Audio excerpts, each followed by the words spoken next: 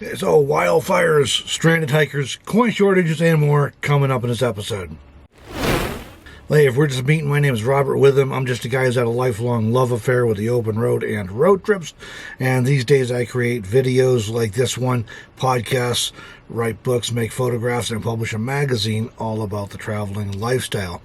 You can learn more about all those projects on my website at robertwitham.com. Please consider subscribing if you're not already, so you'll be in the know about all things related to lifestyle travel. You can see the description for links and stories mentioned in this episode. And if you're interested in the traveling lifestyle or nomadic life, you may also be interested in my book, How to Be a Successful 21st Century Nomad, or my online course, Nomad Lifestyle 101. Links to both will be in the description as well. Or as always, you can head to my website at robertwitham.com to learn more. And I love to record these videos outside when I can, or at least with a more scenic backdrop than this. But, I've left Oregon. I'm back in northeast Wyoming, and it is hotter here than it was in Oregon. 98 degrees today. So I'm plugged in an RV park so I can run air conditioning, which I had to turn off to record this video. But it'll be back on again as soon as I'm done recording this video, so I can stay cool enough to be able to work. Alright, so it's time for some Nomad news now. First up, 14 days in Santa Fe National Forest. Those of us who do a lot of boondocking on public lands are accustomed to the 14-day rule. This is different from the 10-day rule that some RV parks apply to rigs. We're talking about National Forest and BLM here. So that is on a majority of public lands.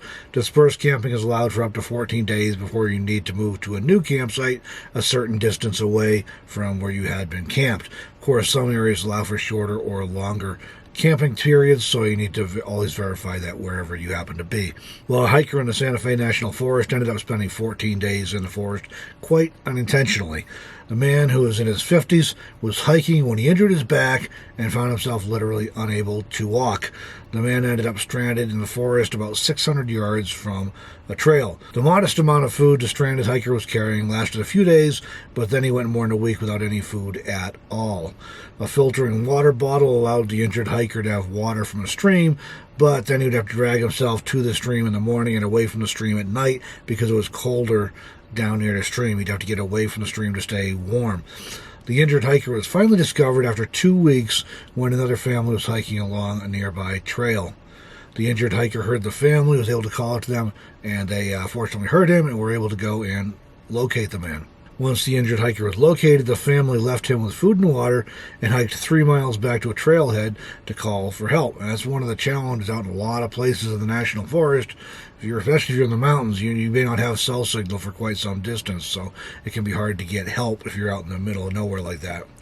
When the emergency responders arrived, the family provided them with GPS coordinates to locate the injured hiker. Unfortunately, the searchers were not able to locate the injured hiker despite having GPS coordinates. The search was called off after about 8 hours. The man who had found the injured hiker heard that the rescuers did not find the guy, so he returned to the scene the following morning and again located the injured hiker exactly where he had been the day before. After hiking out to call for help a second time, the determined man waited several hours for search crews to arrive a second time, and this time he decided to lead them to the injured hiker himself so they could actually help the poor guy. So the injured hiker was finally rescued and transported to a hospital in Santa Fe for necessary treatment. So, some thoughts on this. First of all, and I don't always do this myself, but always tell a friend or relative where and when. And I know it's easy, if you're like me, you say, oh, that's interesting, you start off for a short walk, and the next thing you know, you're doing a multi-hour hike, so you don't always plan it. But this story, again, like some others we've shared recently, really illustrates the value of telling somebody you trust where and when. That is where you're planning on hiking and when you plan on hiking and when you plan to be back out again. So that if you don't show back up, somebody knows you're missing and somebody knows where to tell rescuers to look for you. Not that it helps if you're in Santa Fe National Forest and they can't find you even with GPS coordinates. I don't know what happened there, but at least you tip the odds in your favor. It might be worth considering carrying a satellite messaging device or a locator beacon. There can be some challenges with these if you're in heavy forest or in the mountains where you may not be able to get a signal, but a lot of times they will work. And if that case, maybe you'll be able to drag yourself to a more open area where you can get a message out that you need help and you're in a bad way. Always carry food, emergency food, and a water filter. We see in this case the guy did have some food with him. It wasn't enough for 2 weeks, obviously, but he did have some food, and he had a water filter, so he was able to filter some water from a creek to make sure he was able to at least get some water in. You can go usually only a few days without water before you die. You can go a few weeks, up to a month potentially, without food. So carry some food, because food is energy, and it's essential if you're going to be trying to survive with an injury and with cold weather and or trying to extract yourself from a bad situation. You're going to need that energy, but water is really essential as well, and water will get you in trouble faster. So it's a good idea to carry a water filter or purification tablets or something so you can clean up any water you do find to make sure you don't get even sicker from contaminated water. Also, probably worth carrying an emergency space blanket and or extra clothing, because you may be perfectly comfortable hiking during the day. When you're exercising and staying warm, your body's generating heat. If you get injured, you may need extra gear just for that, or sick, either one. And if you end up injured or sick where you can't exercise, you can't walk, you're going to really, and then you get it cold in the nights in the mountains or the desert, so you're really, it's a good idea to have something that will help you stay warm if necessary, if you're stranded out there or anything like that. Also consider carrying some kind of a signal device. This guy was fortunate. He was able to yell loud enough still after 2 weeks to attract somebody's attention on a trail 600 yards away, but depending on the injury or illness, you may not be able to do that. And so a signaling device like mirrors, or if you reflect sunlight with it to send a signal, or whistle perhaps, you might be able to make more noise easier, or otherwise attract attention optically to signal you need some help. Hey, Nomads hanging up the keys due to changes. 5-year Nomads Kyle and Olivia Brady recently made the decision to park their Airstream trailer in storage and move back into a traditional house. The couple cited changes they have observed as RVing has become more popular, including more crowds and difficulty finding places to camp, both boondocking and at RV parks. I have actually heard of at least several nomads recently making the decision to get off the road, due at least in part to changes related to the pandemic. I also know of a number more who have found or are actively seeking home base options. They still want to travel, but they're going to find a home base as a result of things related to this pandemic. So I do want to say it is possible, I believe, to travel with no greater risk than that experienced by those in traditional housing, even during these uncertain times. It may require some adjustments, though. If you make those adjustments, though, I do believe you can be just as safe traveling as you are in a house. I've done a video explicitly about that while I was in Oregon, on how I'm traveling and to make sure I stay safe and protect others while I'm traveling. It may be, and may continue to be, particularly problematic for those nomads who rely on seasonal jobs. At that point, you're at the mercy of somebody else. If there's an upswing in cases and, certain recreation activities are shut down or whatever, this may be a problem for nomads who are relying on seasonal jobs. Those who are digital nomads, it doesn't matter. I can go where the case counts are low, I'm in Wyoming right now, very low case counts here. I can stay away from the particular areas where it's a problem. I'm set up to boondock for more than 2 weeks at a time, so I'm in town right now at an RV park because I'm seeing kids and grandkids, but when I leave here, I'll be back out boondocking, and I can easily go 2-3 weeks without having to go to town. So I got a real good setup going there. But so digital nomads have a little easier there than those who are relying on seasonal jobs, who are kind of at the mercy of other things outside their control. As far as RV parks being crowded, I rarely stay at RV parks anyways, although I am as I'm recording this, but the few I have had exposure to this summer have been fairly crowded, but no worse than last summer. So again, this may be a location thing, depending where you're at, or it may be a caliber of RV park thing, but the places I've been at have been very consistent. They are kind of crowded in the summer, but it's not any worse than last year. That's my experience. I don't doubt that it's more crowded in certain places. Because I've been seeing, anecdotally, I've been seeing a ton of RVs and camper vans on the road. So I know there's a lot of people out and about. I just haven't seen the impact in RV parks. I don't do RV parks a whole lot, so my experience there is probably take it with a grain of salt. So I don't doubt that some RV parks are more crowded than they used to be.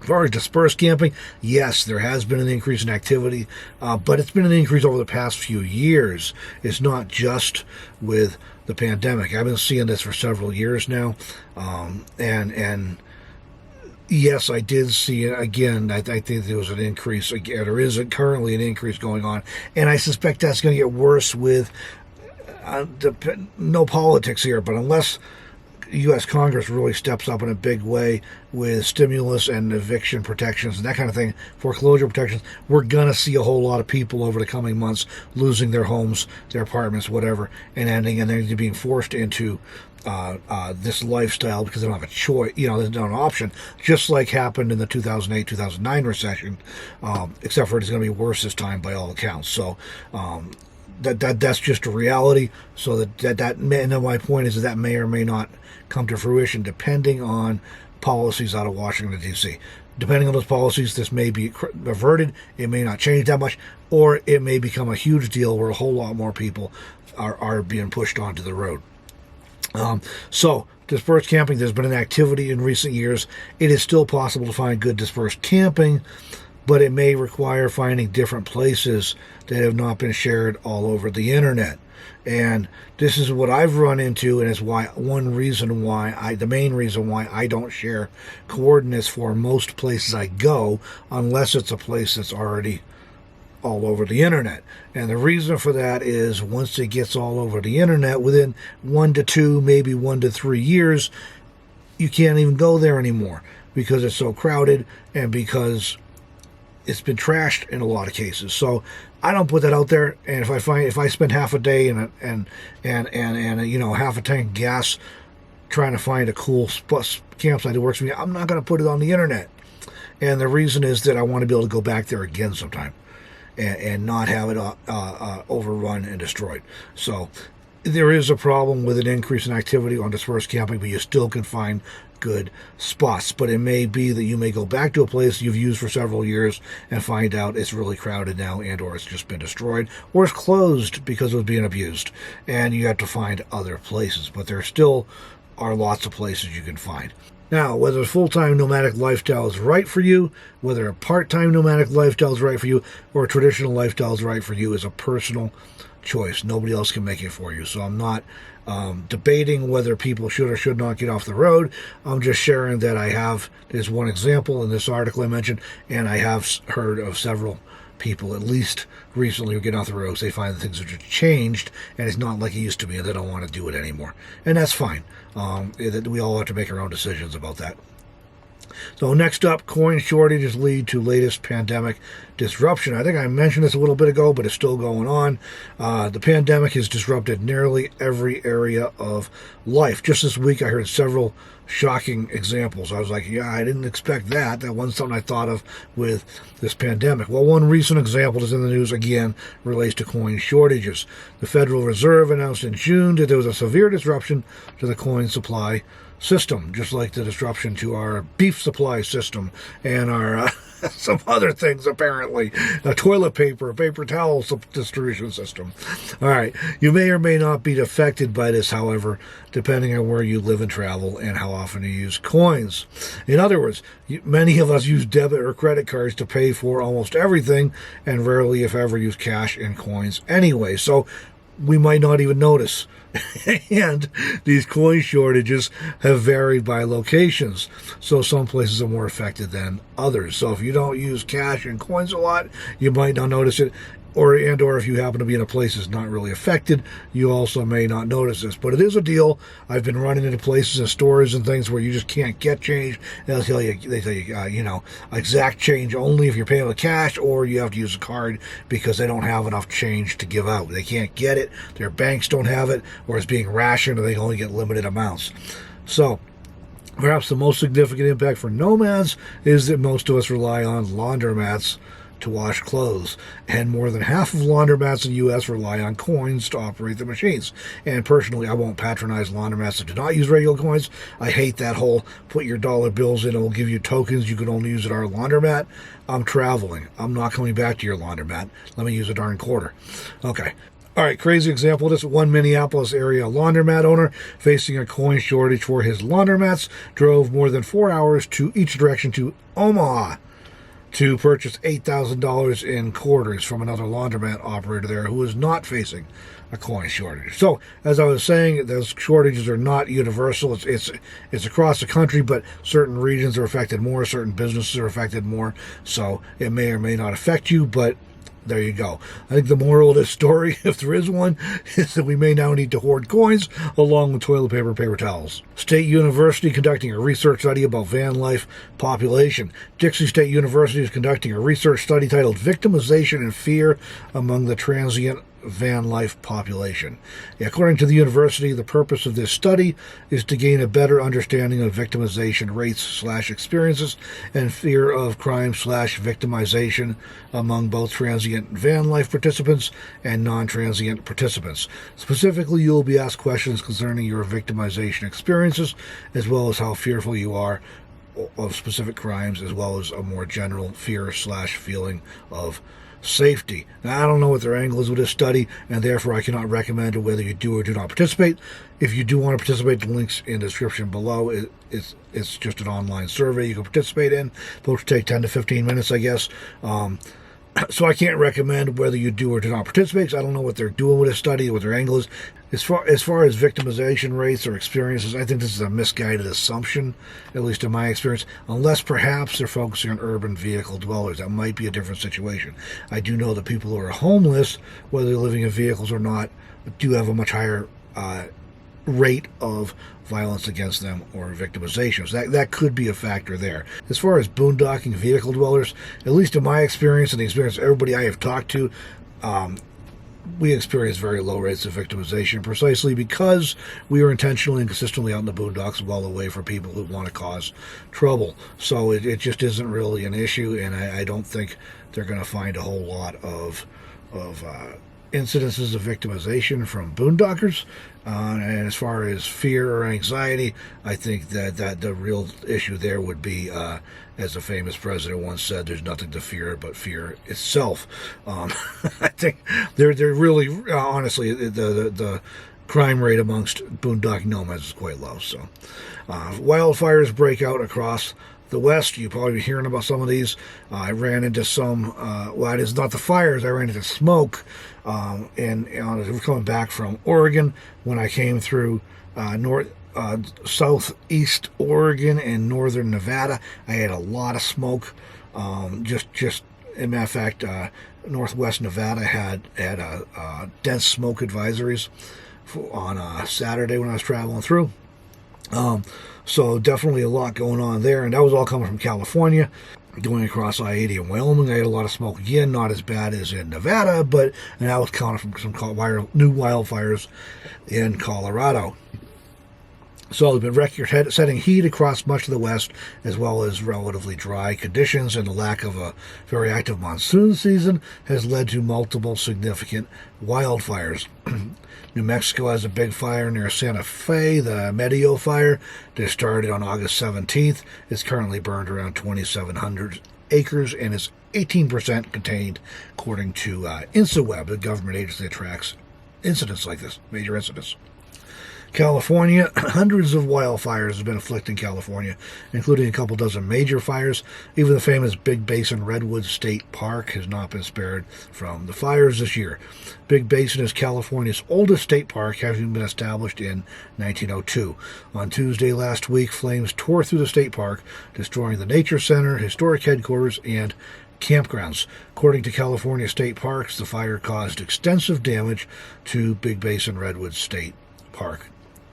Still waiting for word on the extent of damage to the redwood trees. Armored vehicle belonging to South Dakota National Guard abandoned on Nebraska highway. If you happen to have been traveling through Nebraska on Interstate 80 recently, you might have noticed a trailer carrying a military vehicle resembling a tank parked along the side of the highway. This tank-like vehicle is used in engineering operations and belongs to the South Dakota National Guard. However, it was not in the possession of the South Dakota National Guard when it was discovered. The vehicle is being transported back to South Dakota by a contracted trucking company following a training mission in California. Authorities are still trying to locate the truck driver to learn why he abandoned the trailer and military vehicle on the side of I-80. On that, I don't even know what to say. All right. Thanks for joining this video, everybody. If you're interested in knowing more about the nomadic life, please consider subscribing if you are not already. And as I mentioned earlier, you may be interested in my book, How to Be a Successful 21st Century Nomad, or my online course, Nomad Lifestyle 101. Links to both are in the video description if you want on YouTube. You can also visit my website at robertwitham.com to learn more. Thanks again for joining me in this episode of Nomad News, everyone. I will see you again next week in the next episode.